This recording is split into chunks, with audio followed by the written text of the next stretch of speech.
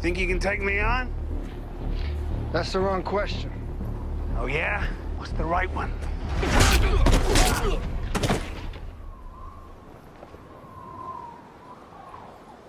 The right question is, do you really want to find out?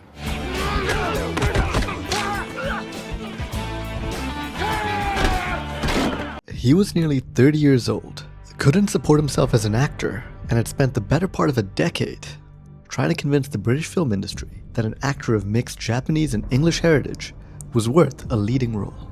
It hadn't gone well. So when the audition for a show about a Chinese immigrant fighting his way through the criminal underworld of 1870s San Francisco came along, Andrew Koji decided that it would be his last.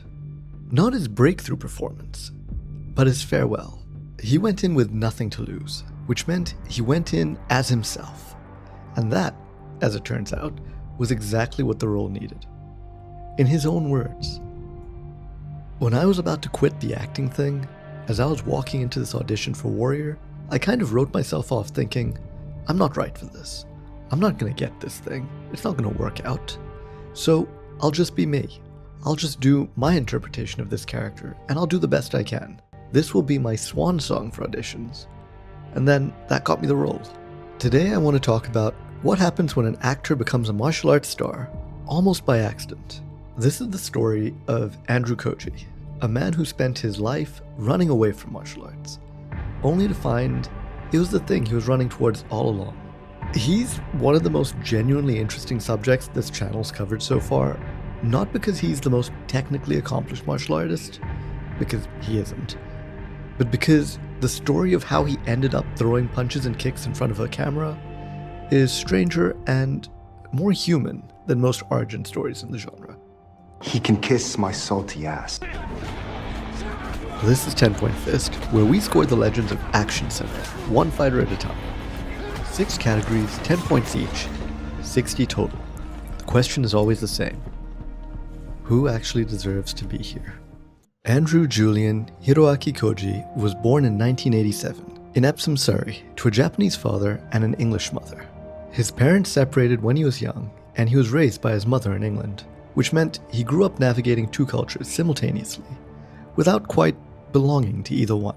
He's mentioned in interviews about being bullied growing up, about slurs being thrown at him, about never feeling fully English, and then traveling to Japan at 19 and never feeling quite Japanese. 2 countries, 2 cultures, 2 sets of expectations, and a young man unable to fit into either one. At 19, he dropped out of university to pursue acting and martial arts, which in retrospect sounds like a clear trajectory. But at the time, it was more of a leap of faith than a plan. He moved to Thailand and then Japan, taking whatever work the film industry would give him. Small roles, editing work, stunt work. It was in that capacity that he eventually found himself on the set of the Fast and Furious 6, doubling for Sung Kang. The Fast and Furious franchise is a massive Hollywood production, and a real stunt credit that matters, not because the work made him famous, but because it didn't. He was on set doing physically demanding and skilled work, watching director Justin Lin from a distance, an Asian filmmaker who made it in Hollywood, as he put it, and thinking he'd never work for him. 10 years of struggle will do that to a person. His social media presence tells its own version of the story. A handful of posts on Instagram, minimal public personal disclosure, a marriage he's chosen to keep almost entirely private. For a performer who spent years being invisible against his will, grinding through a decade of small roles and limited opportunities in an industry that showed no real interest in him, choosing a degree of privacy now feels less like shyness and more like authorship. He knows what it's like to be unseen. He's decided on his own terms what he'd like to share and what he wouldn't. When I first started researching Koji, I thought of presenting his stunt years as the foundation of everything that followed, the training ground, a crucible. And there's some truth in that. But the more interesting truth is that Andrew Koji was actively trying not to become a martial arts performer. He said in interviews that growing up, the only Asian actors he saw on Western television were doing martial arts, and he wanted no part of that. He wanted to be an actor, a real actor. Daniel Day-Lewis is the reference he gives, not Bruce Lee. Martial arts was something he was good at, something that paid the bills sometimes, but it wasn't the thing he wanted to define him. The audition for Warrior came at exactly the wrong moment, which is to say, it came at exactly the right one. Koji was approaching 30, struggling to sustain himself as an actor in England after grinding through a decade of small roles in an industry that continued to show no interest in him. By his own account, he was seriously considering giving it all up. His mother convinced him to film one more self-tape in her garage, with makeshift lights and a camera balanced on a ladder. The tape came in late. The producers were initially unimpressed. He didn't look the part. He wasn't in warrior shape. But something about the intensity of it stopped the room. They flew him to Los Angeles for a screen test and gave him the role while he was still there. I remember when Andrew Koji, he sent in a tape, I think from his kitchen or somewhere. It was amazing, and we flew him into LA and we just started playing, and you could just tell that this role it was his. The show is based on a treatment by Bruce Lee, a concept he developed and shopped for years without success. It was finally produced after his death with his daughter Shannon Lee as executive producer. Shannon Lee's instruction to the creative team was clear from the beginning. The showrunner, Jonathan Tropper, put it quite simply. We weren't looking for a martial artist who can act. We were looking for an actor who can train. Shannon Lee herself described what caught her eye about Koji's tape. My father didn't believe in copying or imitating. He believed in self-actualization. The thing that caught us about Andrew is that while he had the martial arts, he was trying in earnest to bring a sense of authenticity. That is what my father was all about. What Warrior gave Koji was a character built from the same raw material of his own life. Assam is a man caught between worlds. Chinese by heritage, but American by circumstance, belonging fully to neither the Chinatown Tongs nor the white establishment that surrounds them. The character's displacement isn't incidental to the story. It's the unnamed antagonist, and Koji, who had spent his entire life feeling displaced, 2 Japanese for England and 2 English for Japan, understood it from the inside in a way that no amount of research could have replicated. The fighting in Warrior is excellent.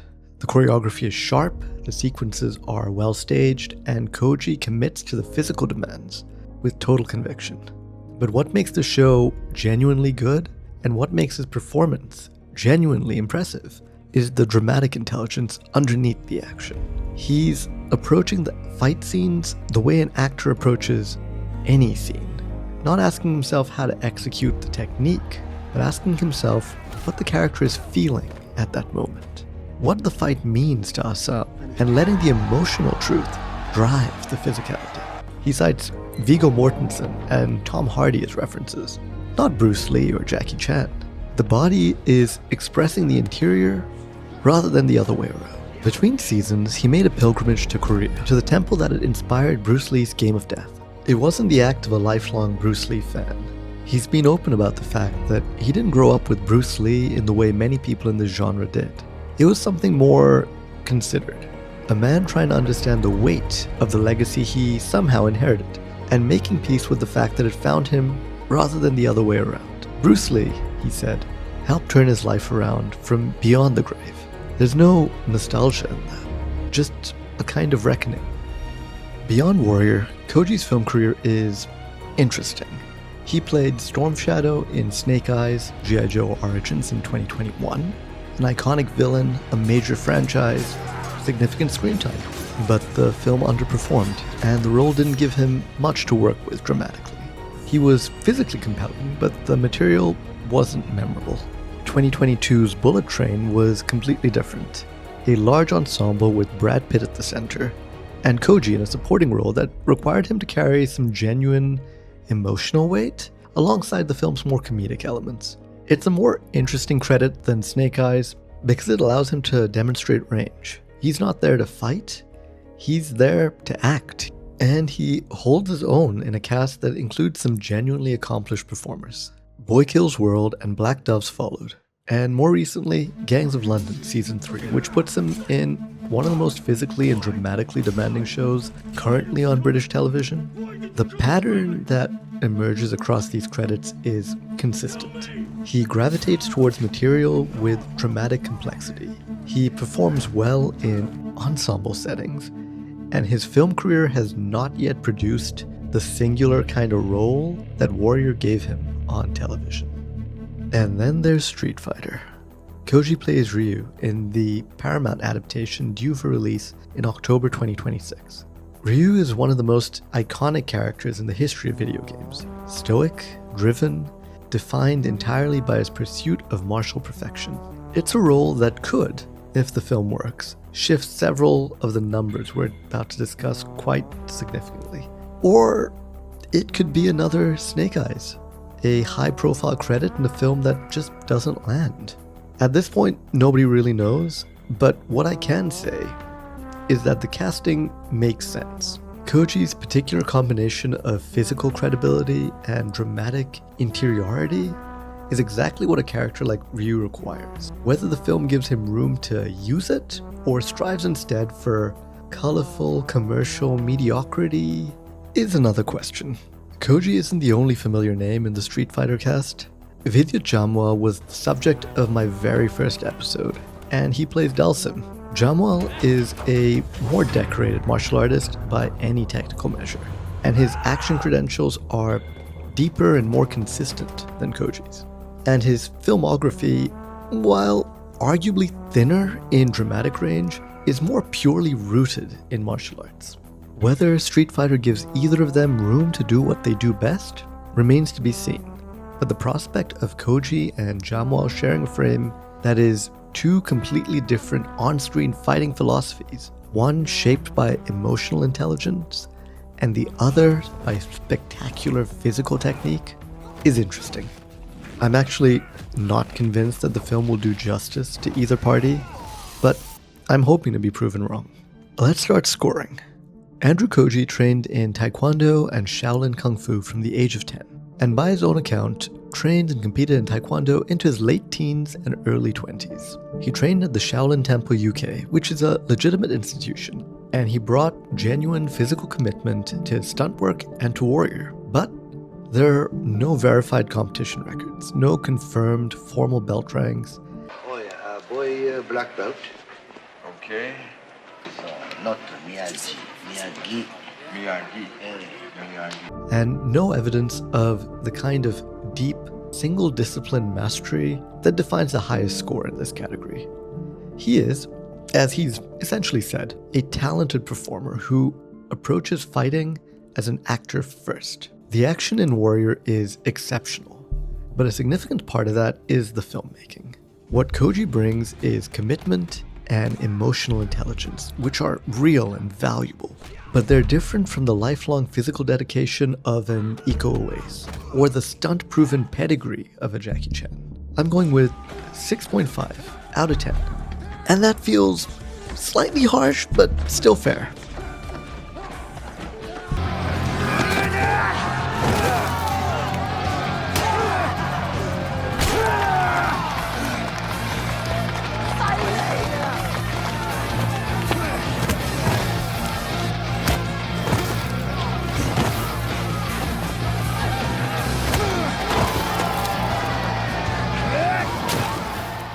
Screen presence and choreography.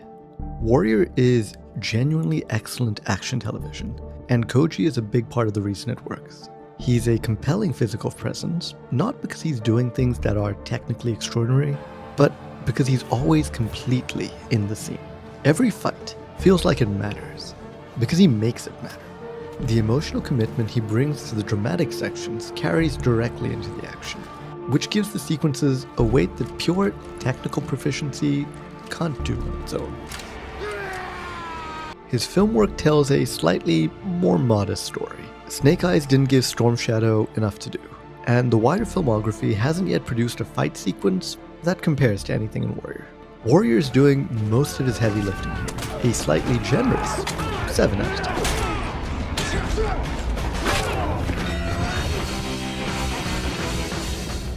Acting range. This is where Koji separates himself from most martial arts stars. He trained with the Royal Shakespeare Company, he's performed at Regent Park Open Air Theatre, Hampstead Theatre, and the Royal Court. Serious theatrical institutions that don't give space to performers who can't act. Warriors Assam is a genuinely complex dramatic creation. A man carrying grief and displacement and ambition across 3 seasons of television. And Koji is the grounded force behind it. He's also demonstrated the ability to shift register from Warrior's weight to Bullet Train's ensemble dynamics to the zany stylized violence of Boy Kills World. For a relatively limited filmography, Koji has proven himself a good actor. A genuinely good actor. 8 out of 10.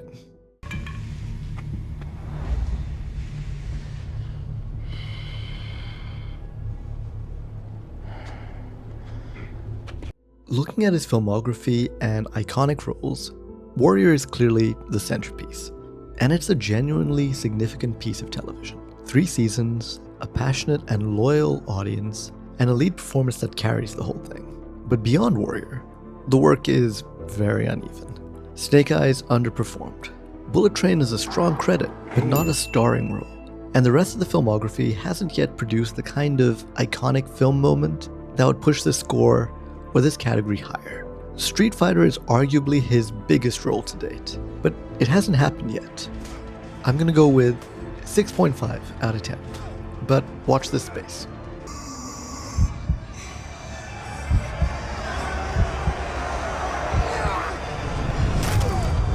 Legacy and influence. Warrior has a devoted following, but it's a cult following, not a mainstream one. It aired on Cinemax, migrated to Netflix, and found its audience gradually, rather than immediately. Koji hasn't yet produced the cultural moment that crosses over into the wider conversation about martial arts cinema. He's respected within the genre, but he's not yet a reference point outside it. Street Fighter is a variable that could move this number significantly. If the film performs, if Ryu becomes the role people remember, this score is going to be too low. But I'm scoring what I can see and not what I'm hoping for. 5 out of 10. When it comes to star power, Koji has the tools. He has the looks, the presence, the dramatic range, and now even franchise credits to make a case for it. But the mainstream hasn't fully arrived yet. He's a name within the action and martial arts community, and increasingly a name in British television circles, but he's not yet the kind of star whose name alone sells a project internationally. Despite playing the most iconic Street Fighter character, he's barely even being promoted as the true lead. For star power, 6.5. That comes out to a score of 39 out of 60, or 65%, putting Andrew Koji at the bottom of the leaderboard, just below Vidya Jamwal, below Chuck Norris, below Tony Jaa, and of course, below the current leader, Iko Uwais. I want to be clear about what that score is and isn't saying. It isn't a verdict on Andrew Koji's entire career or potential. It's a verdict on where he currently sits within my specific framework of martial arts cinema. It's a framework built around fighting pedigree, iconic roles, and cultural legacy. By those measures, at this particular moment in history, 65% seems kind of fair. Honestly, it even feels a little bit generous. What the score doesn't capture, and what I think matters just as much as anything on that card, is the improbability of his story. A man who spent years trying not to be a martial arts performer, who walked into what he thought was his last audition, suddenly finding the role of his life in a character defined by exactly the kind of displacement he'd lived himself. That's Andrew Koji, a performer who became a martial arts star almost despite himself, and whose greatest asset in the fight scenes was never the fighting. If you think the score is wrong, let me know in the comments below. I suspect in a few years, the scores would be very different. If you enjoyed this video, please hit the like button. It really helps the channel. There are more episodes coming, and if you want to see them, make sure to subscribe to 10 Point Fist. Thanks for watching.